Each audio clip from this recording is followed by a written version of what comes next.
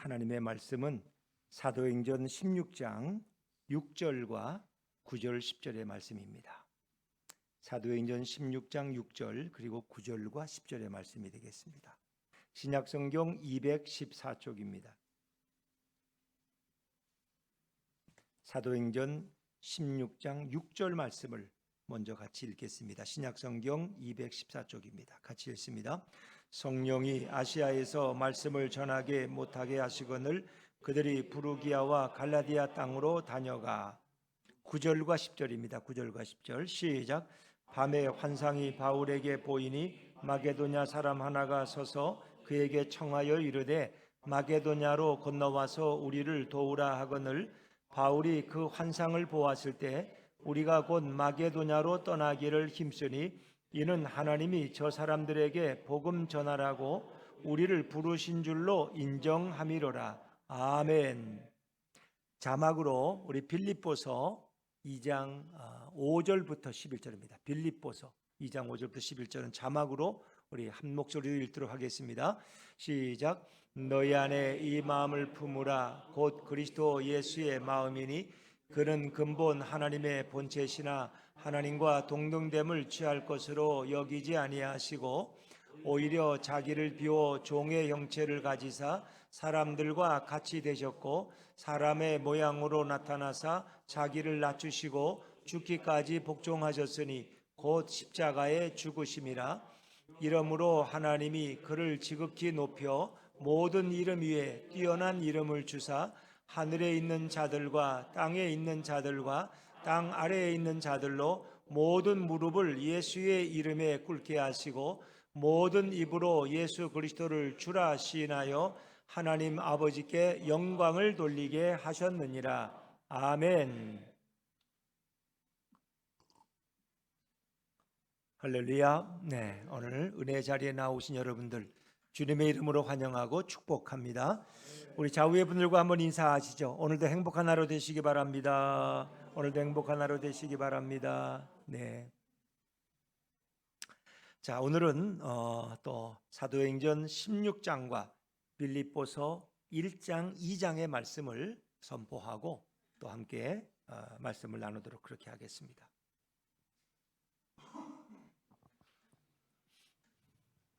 그들이 아시아 지방에서 말씀을 전하려 할 때 성령께서 막으셨으므로 바울과 그 일행은 부르기아와 갈라디아 지방을 두루 다녔습니다. 바울은 밤에 어떤 마게도냐 사람 하나가 그의 앞에 나타나서 마게도냐로 건너와서 우리를 도와주세요 라고 애원하는 환상을 보았습니다. 바울은 그 환상을 본 뒤에 하나님이 우리를 부르셔서 마게도냐 사람들에게 복음을 전하라고 하신다고 확신하고 그런 즉시로 마게도냐로 떠날 준비를 했습니다. 우리는 로마의 식민지요 마게도냐 지방의 첫 중심 도시인 빌립보로 갔습니다. 그곳에 며칠을 머물렀습니다. 어느 날 안식일이 되어서 기도처가 어디 있는가 하여 성문 밖 강가로 나갔습니다. 그곳에 앉아서 거기에 모여있는 여자들에게 복음을 전하기 시작했습니다. 자, 그런데 그 여자들 중에 루디아라는 여자가 있었습니다. 그는 두아디라 출신의 여성으로서 자주색 옷감 장수였습니다. 그 여자는 또 하나님을 예배하는 그런 여자였습니다. 그런데 루디아가 바울의 말을 잘 귀담아 들을 수 있도록 주님께서 그 여인의 마음을 활짝 열어주셨습니다. 루디아와 그의 가족은 다 세례를 받았습니다. 세례받고 나서 내가 진정으로 주님을 섬긴다고 믿는다면 저희 집에 와서 머물러 주십시오 라고 간청하면서 우리를 자기 집으로 데리고 갔습니다.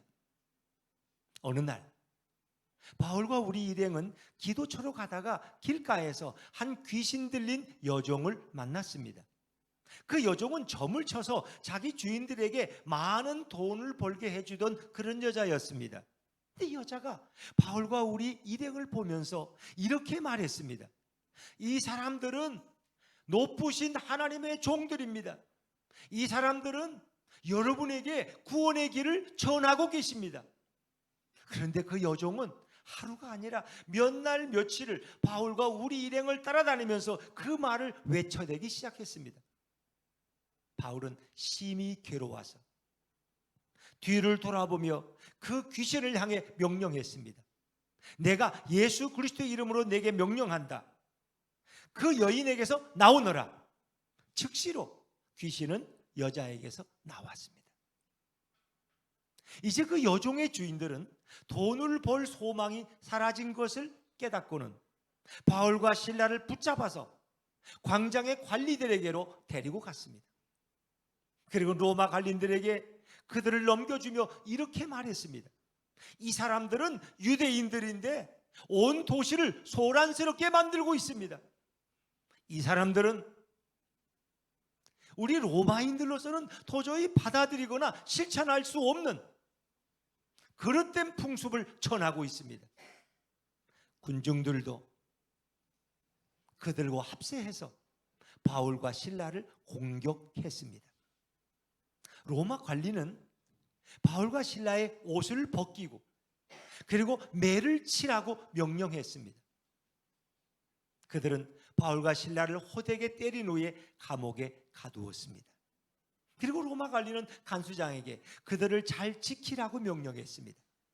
간수는 명령을 받들어서 그들을 깊숙한 감옥에 가둬두고 그들의 발을 착고로 단단히 채웠습니다.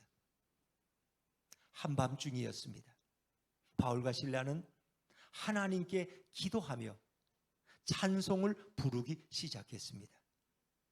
주 안에 있는 나에게 딴 근심이 있으랴 십자가 밑에 나아가 내 집을 벌었네. 그 감옥 안에 있던 죄수들도 그 기도 소리와 찬송을 같이 들었습니다. 근데 그때 갑자기 감옥을 흔들 정도의 큰 지진이 일어났습니다. 지진으로 감옥 문이 다 열리고 죄수들의 발을 묶었던 착고가 다 풀려졌습니다. 잠을 자고 있던 간수가 깜짝 놀라 깨어보니 감옥 문이 다 열려 있고 그리고 죄수들이 다 도망갔다고 그는 생각하고 칼을 들어서 스스로 자결하려고 했습니다. 그때 바울이 큰 소리로 외쳤습니다. 여보시오, 당신의 몸을 해치지 마시오. 우리는 다 여기 그대로 있죠. 간수는 등불을 달라고 해서 안으로 뛰어들어가서 두려움과 떨림으로 바울과 실라 앞에 무릎을 꿇었습니다. 그리고 바울과 실라를 간수는 다시 바깥으로 데리고 나와서 그에게 물었습니다. 선생님들, 제가 어떻게 하면 구원을 받을 수 있겠습니까? 바울과 실라는 말했습니다. 주 예수님을 믿으십시오. 그리하면 당신과 당신의 집안이 구원을 받을 것입니다. 바울과 실라는 그 간수와 그 간수의 모든 집의 식구들에게 복음을 전했습니다. 그리고 그날 밤 그 시간에 간수는 그를 데려다가 바울과 실라의 상처를 다 씻어 주었습니다. 그리고 그 자리에서 간수와 그 가족들은 세례를 받았습니다. 간수는 바울과 실라를 자기 집으로 모셔다가 음식을 접대했습니다. 간수와 그의 가족들은 하나님을 믿게 된 것에 대해서 매우 기쁘게 생각했습니다. 바울과 실라는 감옥에서 풀려나자마자 루디아의 집으로 갔습니다. 루디아의 집에 있던 신자들을 만나서 그들을 격려하고 그리고 그곳을 떠났습니다. 빌립보서 1장입니다. 예수 그리스도의 종 바울과 디모데는 그리스도를 믿으며 빌립보에 살고 있는 모든 성도들과 감독들과 집사들에게 편지를 씁니다. 우리 하나님 아버지와 주 예수 그리스도의 은혜와 평화가 여러분과 함께 하기를 빕니다. 나는 여러분을 생각할 때마다 하나님께 감사를 드립니다. 또 늘 기쁨으로 여러분 모두를 위해서 나는 기도하고 있습니다.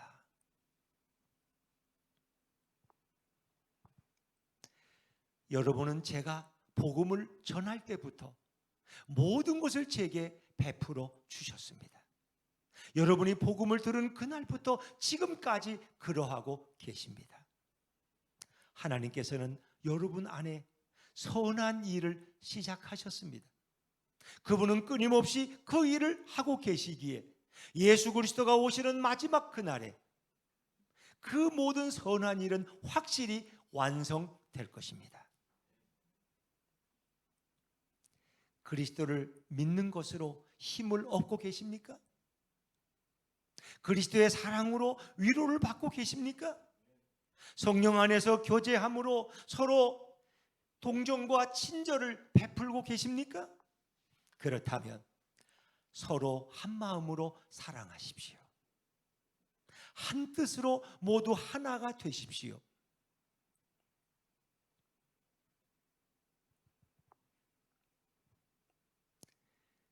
여러분이 무슨 일을 하시든지 이기적인 마음으로 하지 마시고 교만한 마음으로 하지 마십시오. 겸손함으로 나보다 다른 사람을 더 존중히 여기십시오. 자기의 생활에만 신경 쓰는 것이 아니라 다른 사람의 일에도 관심을 가지셔서 나의 기쁨이 충만하게 해 주십시오. 예수 그리스도를 생각하시고 예수 그리스도처럼 행동하십시오. 예수님은 하나님과 동등한 분이시지만 그분은 그 모든 높은 자리에 계시기를 원하지 않으셨습니다. 그분은 그 모든 권세를 뒤로 하시고 가장 낮은 자의 모습으로 이 땅에 오셨습니다. 그분은 사람의 모습으로 오셨으되 겸손한 종의 모습을 취하셨습니다. 그분은 이 땅에 오셔서 가장 낮은 자리에 계셨으며 하나님께 순종했습니다. 심지어 자기의 목숨을 십자가에 내어놓아 십자가에 죽기까지 하나님께 복종하셨습니다. 그러므로 하나님께서는 예수님을 가장 높은 곳에 올리시고 그의 이름을 모든 사람의 이름 위에 뛰어나게 하셨습니다. 하나님께서는 만물과 그리고 하늘 위, 하늘과 땅 위와 땅 아래에 있는 모든 만물이 예수 그리스도께 무릎을 꿇게 하셨고 그리고 예수 그리스도는 주시라고 선포하게 하셨으면서 하나님 아버지께 영광을 돌리게 하셨습니다. 아멘.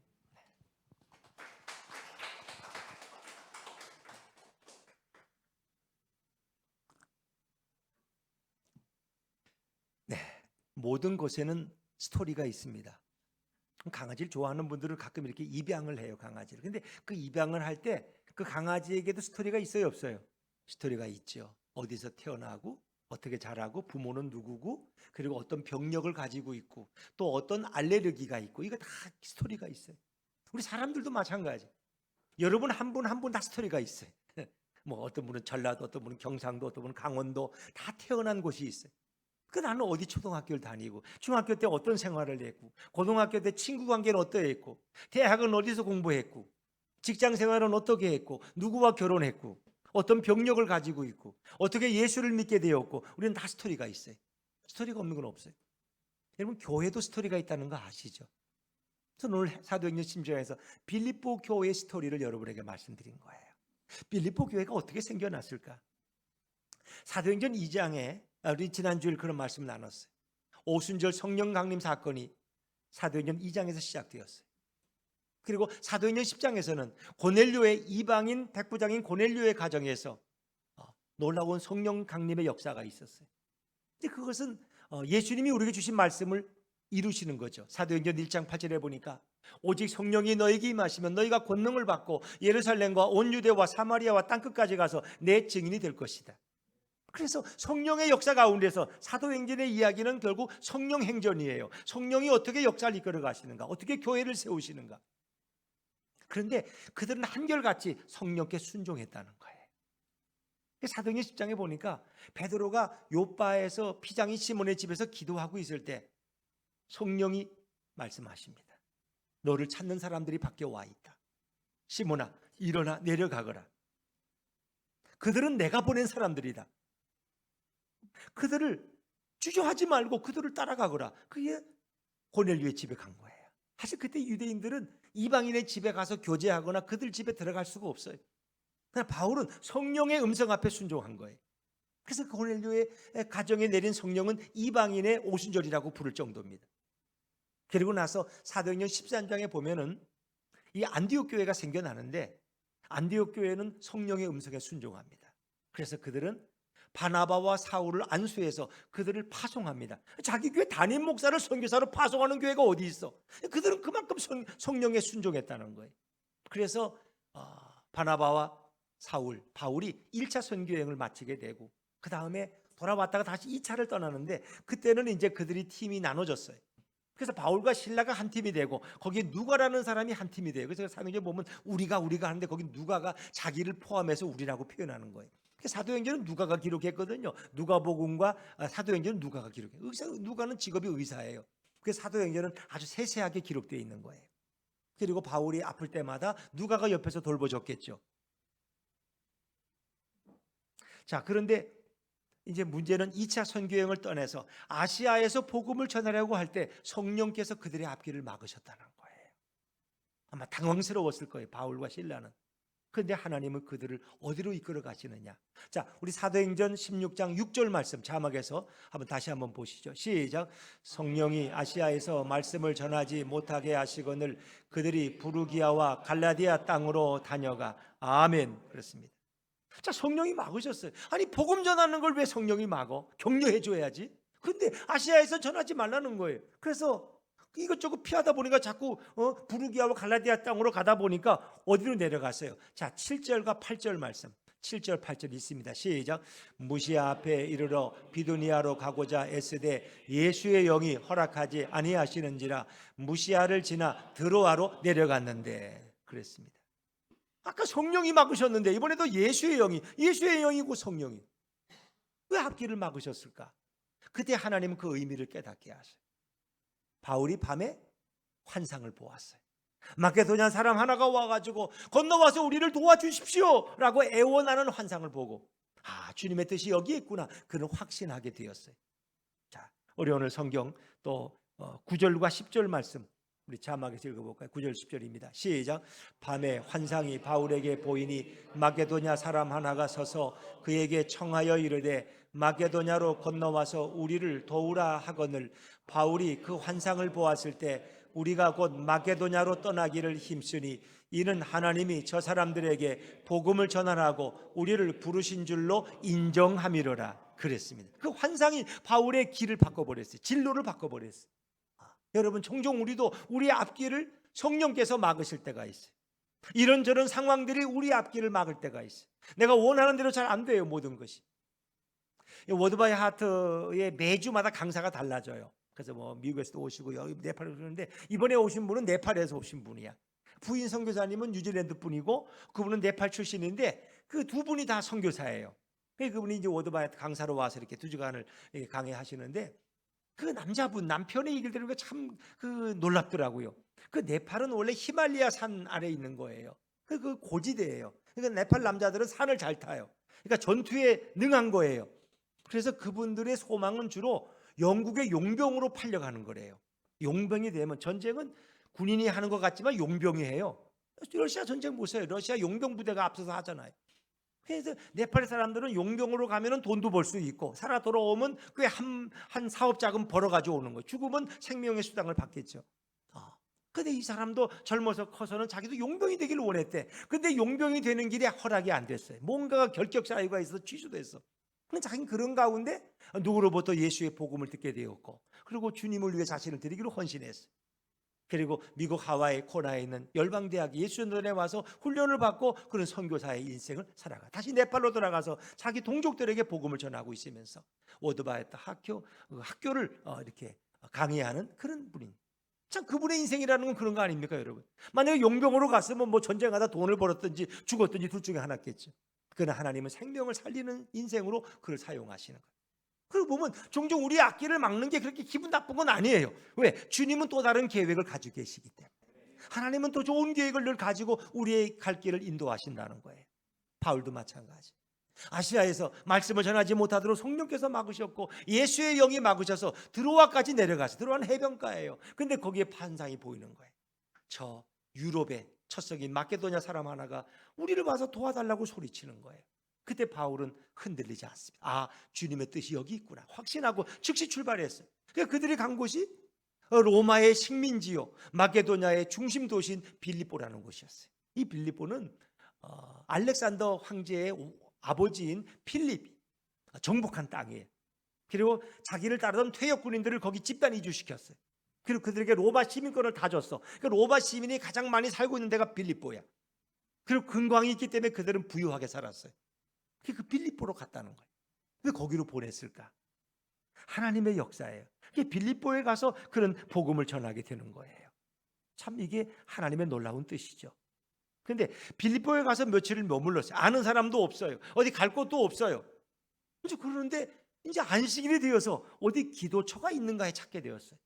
근데 이제 유대인들이 어느 지역에 가든 유대인들이 사는데 유대인 10명이 모이면 회당을 만들어요. 회당에는 자기들 거기서 예배하고 말씀을 나눠요. 근데 거긴 유대인 남자 10명이 없었어요. 그래서 혹시 유대인들은 주로 강가에 가서 이렇게 자기들끼리 기도하고 예배하는 풍습이 있어요. 그래서 성문 밖 강가로 나갔더니 거기 여자들이 모여 있는 거야. 근데 거기서 말씀을 전하다가 누구를 만나느냐? 루디아라는 여자를 만났어요. 두아디라 출신 도시에서 온 여자인데 이는 자주색 옷감 장사예요. 왜 자주색일까? 주로 왕들이나 귀족들이 입는 옷이 자주색이에요. 비싼 비단 옷이에요. 그러니까 이 여인은 꽤 비싼 사업가예요. 근데 그 여인은 하나님을 섬기는 사람이었어요. 근데 그때 놀라운 것은 하나님께서 이 루디아의 귀를 활짝 열어주셨다는 거예요. 자, 우리 14절 말씀 다시 한번 읽어볼까요? 사도행전 16장 14절. 14절이 없나요? 네, 14절 같이 읽죠. 시작. 두아디라 시에 있는 자색 옷감 장사로서 하나님을 섬기는 두아디라 하는 한 여자가 말을 듣고 있을 때 주께서 그 마음을 열어 바울의 말을 따르게 하신지라. 아멘. 루디아라 하는 한 여자가 말을 듣고 있을 때, 근데 특별히 이 루디아에게 하나님은 관심이 있으셨어요. 그 여인의 마음을 활짝 열으셨어요. 그러니까 바울의 설교가 쏙쏙 귀에 들어왔겠죠. 여러분도 그럴 때가 있잖아요. 어떤 때는 설교가 쏙쏙 들어오는데 어떤 때는 졸음만 오고 명 이게 무슨 말인지 모르겠어. 그런데 루디아의 마음을 열어주시니까 그 말씀이 하나도 땅에 떨어지지 않고 귀에 쏙쏙 들어왔다는 거예요. 그 루디아가 믿음이 생겨요. 근데 이제 하나님을 섬긴다 예배하는 사람이었지만 그는 유대인에게서 복음을 배운 거예요. 그러니까 예수를 몰라요. 예수를 몰라. 그러니까 바울을 통해서 예수를 듣게 되는 거예요. 예수님에 대한 복음을 듣게 되는 거예요. 그리고 루디아와 가족들은 다 감동을 받고 세례를 받았어요. 그리고 바울과 실라 일행을 자기 집에 와서 머물라고 이렇게 간청을 하는 거예요. 우리 집에 와서 식사도 해결하시고 여기서 잠도 주무시고 여기서 선교하시라는 거예요. 그래서 루디아의 집이 최초의 빌립보 첫 교회가 된 거예요. 첫 번째 교회가. 놀라운 일이죠. 자, 그렇게 여정을 풀고 어느 날 또 기도처가 있는 곳을 찾아서 가게 되었는데 그때 길에서 한 귀신 들린 여종을 만나게 되었어요. 그 여종이 귀신같이 알아봐요. 하나님의 사람을. 그리고 뭐라 그래? 따라다니면서 이 사람은 높으신 하나님의 종들입니다. 이 사람들은 여러분에게 복음을 전하고 계십니다 라고 선전하는 거예요. 귀신 들린 여자가 선전을 해주니까 얼마나 좋아요. 그렇죠? 그런데 그게 하루가 아니고 한두 번이 아니고 몇 날 며칠을 바울과 실라를 따라다니면서 소리를 지르는데 그것도 약간 비꼬는 투로 소리를 지르는데 그 미칠 지경이에요.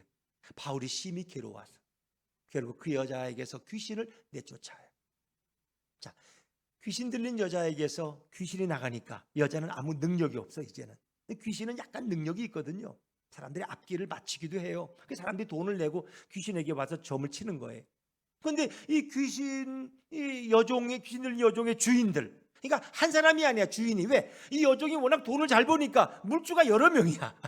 그 여러 명을 벌어먹이고 있어서 이 여자가. 근데 귀신이 나가니까 아무 능력이 없는 거야 이제는. 어떻게 해요? 그러니까 주인들이 실망한 거야. 화가 나. 저 바울과 실라 저런 놈들이 와가지고 우리의 장사를 완전히 뒤엎어버렸어? 그냥 둘 수가 없죠. 그들을 붙잡아서 끌고 광장에 관리에게로 끌고 갑니다. 그 로마 관리예요. 치안을 참당하는 로마 관리에게 가서 이 사람들은 유대인들인데 이 도시를 혼란스럽게 하고 있어. 이들은 우리가 따르지거나 지킬 수도 없는 잘못된 풍습을 전하고 있어. 이게 다 거짓말이죠. 진실을 말하지 않았어요. 그들은. 내가 이 귀신 들린 여종을 가지고 저물터 돈을 버는데 이놈들이 상을 엎어버렸다고 이렇게 말하지 않고 이 도시를 소란스럽게 만든다. 사실 이 로마인들은 유대인들을 별로 좋아하진 않아요. 그런데 유대인들을 무시하지는 못해요. 그들이 워낙 반란을 잘 일으키고 문제가 많기 때문에 유대인들이 들어오면 경계해요. 또 이들이 와서 조용한 이 평화로운 빌립보 성을 뒤집어 놓을까 봐 그 얘기만 듣고는 그냥 그들을 어떻게 매를 치게 하는. 더구나 군중들도 가세해서 바울과 실라를 공격하기 시작했어요. 로마 관리들은 뭐 자세히 물어보지도 않고 재판도 없이 그들의 옷을 벗기고 매를 채찍질을 때리는데 마치 우리 여러분 보면 그 예수님의 옷을 벗겨놓고 등허리에 채찍을 날리듯이 그런 모진 매질을 당한 거예요. 그럼 감옥에 집어넣어서 착고에 채워서 잘 지키라고 명령했어요. 자, 얼마나 억울한 일이에요. 이 착한 일 하고 좋은 일 했잖아요. 귀신 들린 여자에게 귀신을 쫓아내주니까 얼마나 좋은 일이에요. 복음 전하러 왔다가 모진 매를 맞고 지하 감옥에 갇히고 아프고 쑤시고 온전한 데가 한 군데도 없어요. 자, 근데 바울과 실라는 그런 가운데서 어떻게 했어요? 한밤중에 남들이 다 잠들었을 만한 시간에 그런 하나님을 향해서 기도하고 찬송하기 시작했다. 너무 놀랍지 않습니까? 여러분은 이렇게 힘들고 매를 맞고 온몸이 피투성이가 되었을 때 과연 기도하고 찬송할 수 있겠어요? 네? 김내희 집사님 앞에 계셨으니까 남편하고 한판 싸웠어. 예를 들면은 그러면 얼른 교회 가까우니까 교회 와가지고 기도하고 찬송을 부를 수 있겠어요? 못하죠. 어떻게 박주현 집사님은 어떻게 했어요? 부인하고 지금 싸웠어. 부인이 막 화를 내고 막 나도 화를 냈어. 그럼 밖으로 나갔어. 교회로 올까? 맥주 한 캔을 사러 갈까? 맥주 한 캔 사가지고 저 동탄 호수공원 다리 밑에 가서 먹으면서 씩씩거리는 게 낫지. 교회 와가지고 기도하고 하나님을 찬양하고 주 예수 내 마음에 물밀듯이 밀려와 이게 되겠어요? 어렵잖아요. 근데 놀라운 것은 바울과 실라는 하나님을 찬양했다는 거예요. 하나님 기도하고 하나님 찬양했다는 거예요. 이게 너무 놀라운 거예요. 그건 왜? 성령께서 그 마음속에 기쁨을 주시는 거예요. 그리고 이 사도행전에 여기 보면 성령 강림 역사 이후에는 이 사도들이 예수님 때문에 매 맞는 걸 기뻐했다는 거예요. 내가 복음 전하다가 공회에 끌려가면 그들은 하나님을 찬양했어. 너무 행복하게 여겼어. 매 맞는 일에 합당한 자로 여기심을 기뻐하며 공회 앞을 나왔더라. 이런 말씀이 뭐 사도행전 4장 5장에 수두룩하게 있어요. 놀라운 일이죠. 어떻게 그럴 수 있을까? 그러니까 성령이 그를 감동시키면 그렇게 되는 거예요. 인간으로는 상상할 수 없는 일. 6.25 때 북한군 병사가 하나 있었는데 그 사람은 늘 집에 있을 때 이 평양에 교회가 일찍 들어왔거든요. 북한에도 이미 1950년 이전이면 일제시대도 있었잖아요. 거기가 원래 교회가 더 많죠. 북한이 원래 한국보다 남한보다도. 근데 이 부인이 교회 가는 게 너무 싫은 거야. 교회 가면 제사도 안 지내고 말이야. 이게 뭐 그래가지고 부인이 교회만 갔다 오면은 용케도 알고 부인을 구타하고 때려. 옛날에 다 그랬잖아요. 머리채 끄들고 빼고 발로 짜고. 그 부인은 그때마다 울면서 기도해. 그리고 또 하나님을 찬양해. 근데 주로 부르는 찬양이 내 주를 가까이 하게 함은 십자가 진 같은 고생이나 주로 이 찬송을 주로 부르는 거야. 그걸 들지만 또 교회만 갔다 오면 또 매를 때리고 또 폭력을 행사하고 그게 1년 2년을 계속 간 거야. 근데 이 사람이 전쟁에 차출됐어. 6.25 전쟁에 나왔다가 포로가 됐어요. 포로들은 다 거제도 포로 수용소로 끌려갔어요. 거기 다 포로들이 서로 나눠 싸우고 막 그랬는데 그 방공 포로가 있어요 이제. 근데 이제 미군들이 연합군이 그들을 풀어주는데 북에 돌아가기 싫은 사람들이 자유의 몸이 될 수 있어요. 근데 거기에 대한 조건이 있어. 우선적으로 풀어준 사람들은 기독교인들이야. 그들은 왜? 공산주의를 싫어하니까 간첩이 남을 일도 없어. 그래서 그들은 믿고 그걸 풀어주는 거야. 근데 자기도 부인이 남한으로 넘어왔다는 얘기를 들었어요. 여기 남아야 돼. 근데 자기는 그리스도인이 아니야. 어제 핍박하던 사람이야. 그래서 이제 군정관 앞에 가 섰는데 당신 크리스찬이냐고. 크리스찬 맞다고. 그 뭘로 증명하냐고. 내가 찬송을 하나 불러보겠다고. 그 찬송을 불렀더니 내 주를 가까이 하게 하면 그 찬송을 훌륭하게 부르는 거예요. 왜? 하도 들었기 때문에 귀에 익었어 그냥. 그리고 나서 그가 풀려나고 나서 얼마나 감사했던지. 그리고 부인을 만나서 예수 잘 믿으면서 행복하게 살았다는 거예요. 그 북한군 병사의 부인은 매를 맞고 폭력을 당해도 늘 찬송을 불렀다는 거예요. 하나님 앞에 기도하면서. 성령님이 그 마음에 임재하셨기 때문에. 오늘 바울과 실라도 마찬가지. 그러다 보니까 그 감옥 안에 있는 죄수들도 그 기도와 찬송을 다 들었어요. 근데 놀라운 일은 갑자기 지진이 일어나서 감옥 전체가 흔들리기 시작해요. 지진이 일어나서 감옥 문이 다 열리고 그들을 채워놨던 그 사슬들이 다 풀려져 나갔어요. 문제는 피곤해 잠을 자고 있던 간수가 아마 낮에 매질을 했으니까 그 매질하는 게 쉬워요, 어려워요? 그게 보통 힘든 게 아니에요, 그게. 이게 매질을. 그러니까 아마 피곤하니까 간수는 잠이 들어서 잠깐. 근데 지진 소리에 깨어나 보니까 감옥 문이 다 열려 있는 거예요. 근데 보니까 이건 분명히 열려 있으니까 죄수들 다 도망간 거야. 로마는요, 특히 퇴역군인들은 주로 이 간수로 많이 취업을 했는데 졸으면 사형이야, 로마법이. 간수는 졸면 안 돼.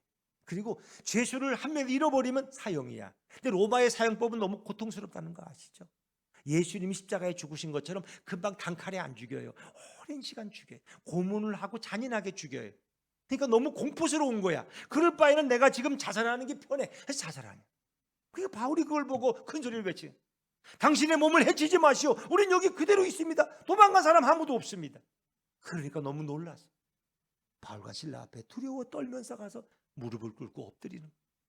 바울과 실라를 밖으로 데리고 나와서 제가 어떻게 하면 구원을 받을 수 있겠습니까? 바울과 실라가 말합니다. 주 예수님을 믿으십시오. 그러면 당신과 당신의 집안이 구원을 받을 것입니다. 막 그때 간수의 가족들도 아마 집이 멀지 않으니까 와서 그걸 구경하고 있었던 것 같아요. 간수와 가족들이 다 예수의 말씀을 들었어요. 그리고 그들이 어떻게 합니까? 세례를 받았어요. 그리고 그 자기가 때렸던 그 바울과 실라의 상처를 다 정성스럽게 치료해주고 닦아주는 거예요, 간수가.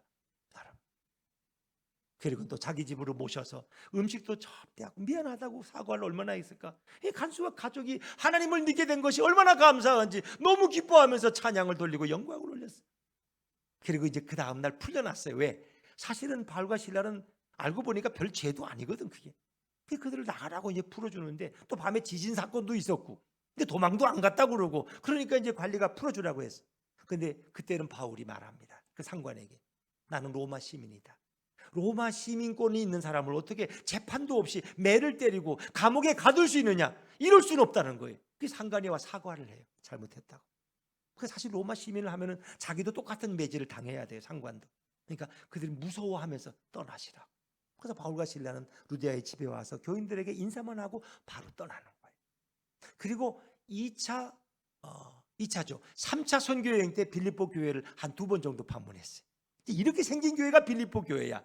첫 번째 교회는 자주색 옷감 장사 루디아와 그의 가족. 두 번째 교회는 누구예요? 귀신 들렸던 점치던 여자.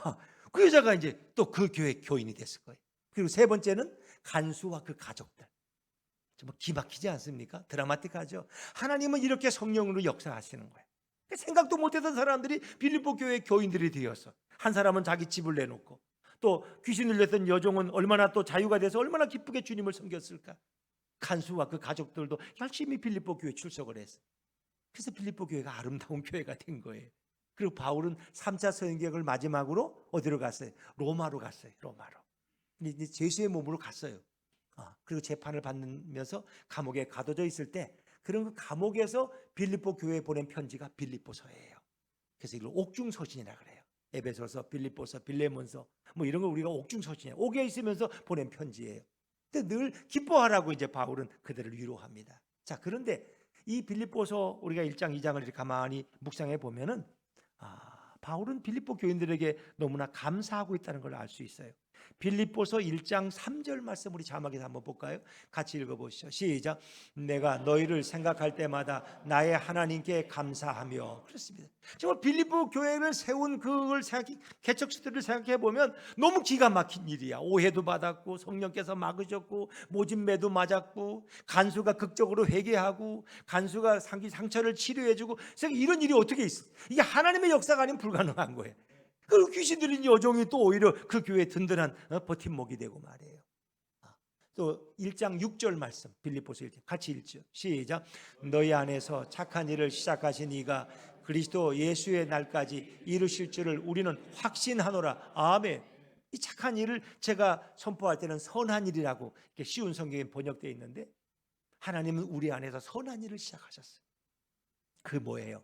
예수 그리스도의 생명이 내게 주어졌고 우리를 통해서 하나님의 뜻을 이루어 나가는 거예요. 그러니까 여러분 한 분 한 분이 다 주님께서 여러분 안에 선한 일을 이미 시작하셨어. 그리고 그 일을 이루어 나가고 계셔. 지금 일하고 계셔 하나님이. 그리고 언제 완성되느냐? 예수 그리스도가 오시는 그 마지막 그날에, 마지막 종말의 날에 주님이 오셔서 우리를 천국으로 데려가실 때 그 일은 완성돼. 우리의 구원이 완성돼요. 그때는. 지금 우리가 부분적으로 믿고 있어요. 부분적인 천국을 경험하지만 그때는 완전한 천국에 들어가는 거예요. 완전한 구원을 경험해요. 우리의 영혼과 몸과 모든 것이 완전히 구원받는 거예요. 지금은 우리가 이렇게 영혼이 구원받았지만 우리 육신은 아직도 아플 때가 있죠. 여러분 몸이 아프고 코로나도 걸리고 병들고 사고도 당하고 그건 육신까지 아직 완전히 구원을 못 받은 거예요. 그래서 예수님이 오시면 모든 것이 완전한 구원이 이루어져요. 그날까지 주님은 우리 안에서 선한 일을 계속하고 계신다. 선한 일을 시작하신 주님께서 여러분 안에 이미 생명의 씨앗을 뿌려놓으셨고 그 생명을 거두러 오실 날이 올 줄로 믿습니다. 그래서 우리는 늘 마지막이 중요한 거예요.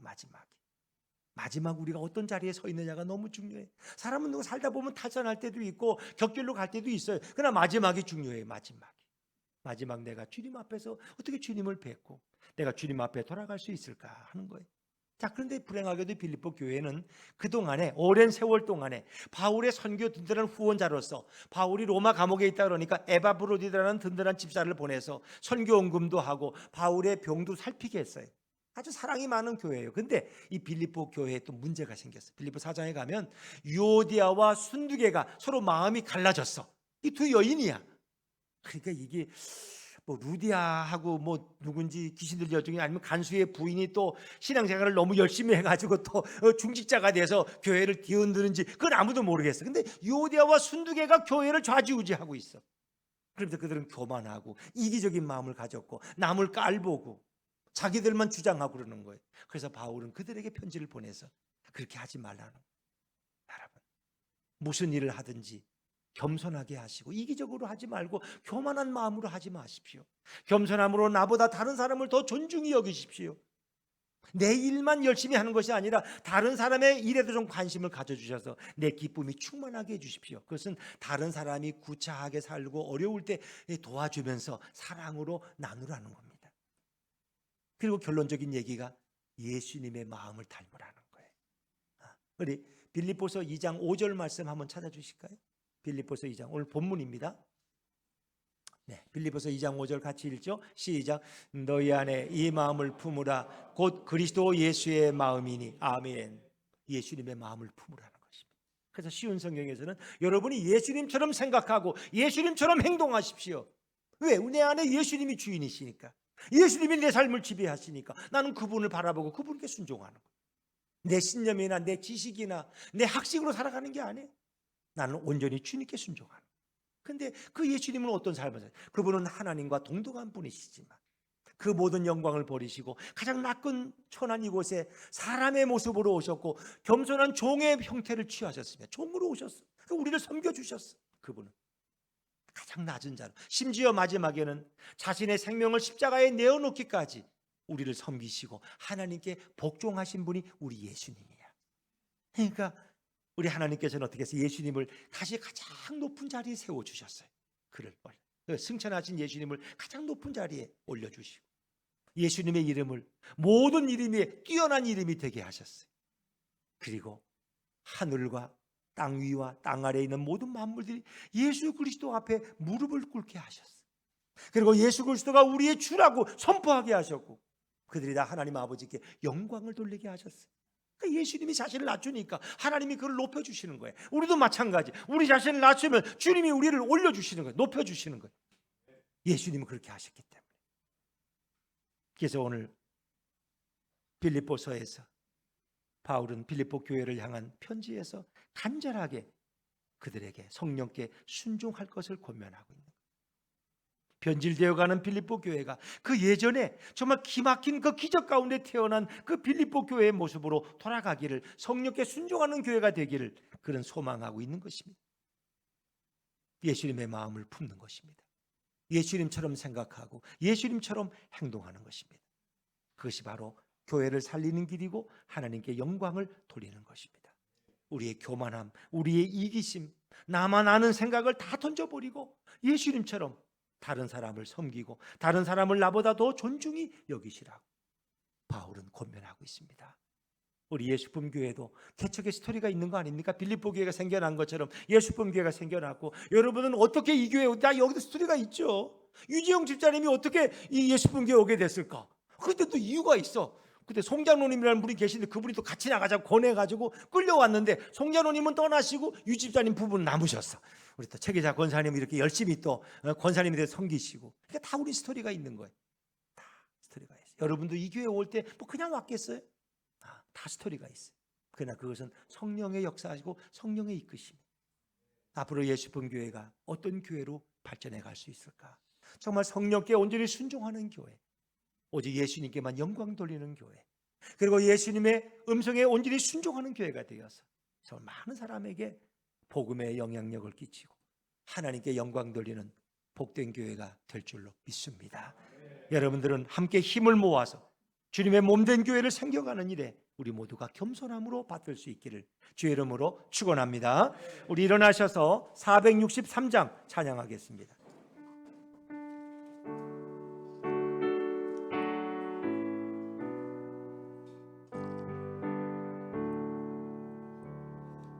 신자 되기 원합니다. 진심으로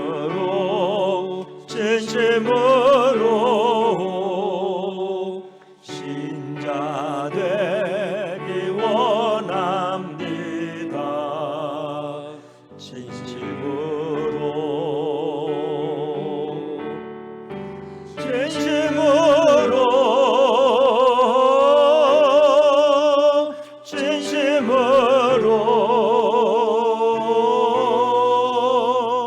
신자 되기 원합니다. 진심으로 사랑하기 원합니다. 진심으로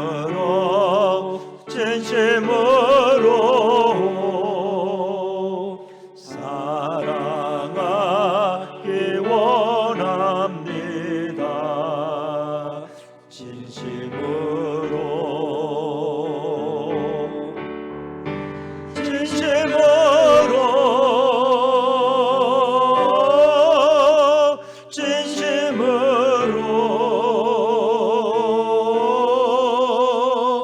사랑하기 원합니다. 진심으로 거룩하기 원합니다. 진심으로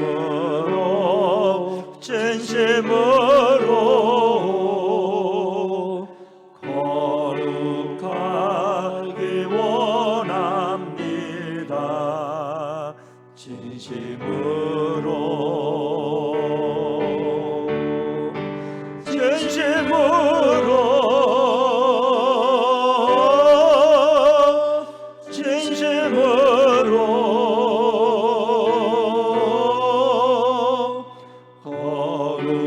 거룩하기 원합니다.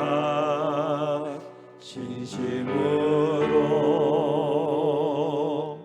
예수 닮기 원합니다. 진심으로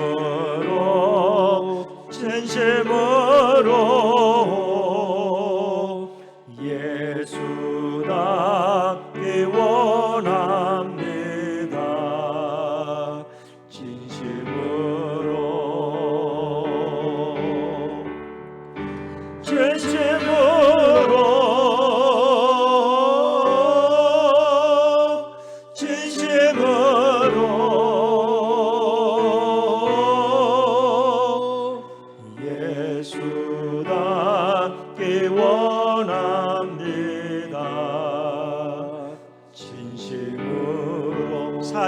예수 닮기 원합니다. 예수답게 원합니다.